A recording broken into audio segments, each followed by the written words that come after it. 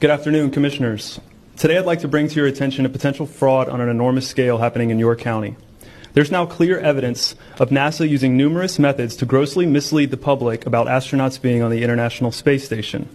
During interior ISS scenes from NASA's own live feed, the use of wires, harnesses, green screens, and virtual reality have been detected to achieve the appearance of a weightless environment.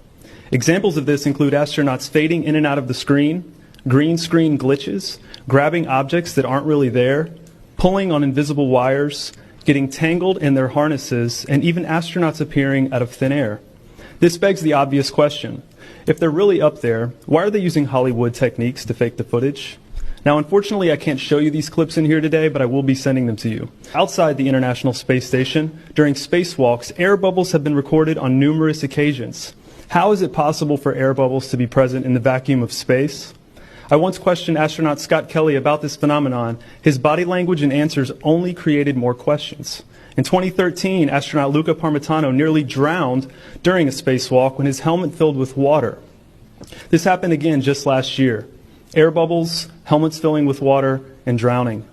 Are they in space or are they underwater? Now, what's really interesting is that they trained for spacewalks in an underwater pool with a complete ISS replica.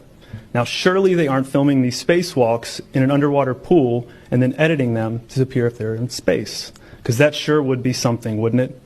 I'm calling on the Brevard County Commissioners to open a full investigation into NASA's fraudulent practices and use of taxpayer dollars. It costs NASA $3 billion per year to operate the ISS, and if they don't have a darn good explanation as to why they're faking these videos, I and the public would like a darn good explanation as to where our tax money is going. And if they are indeed faking the funk, it is our duty to expose and eliminate this fraudulent and astronomically wasteful ISS program. And look, I know what you're all thinking.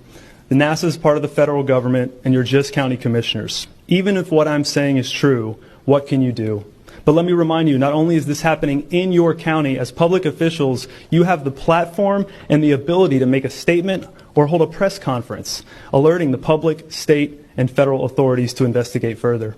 You have the power to start the conversation. Video evidence of everything I described today will be emailed to you all, and I truly hope we can get to the bottom of this.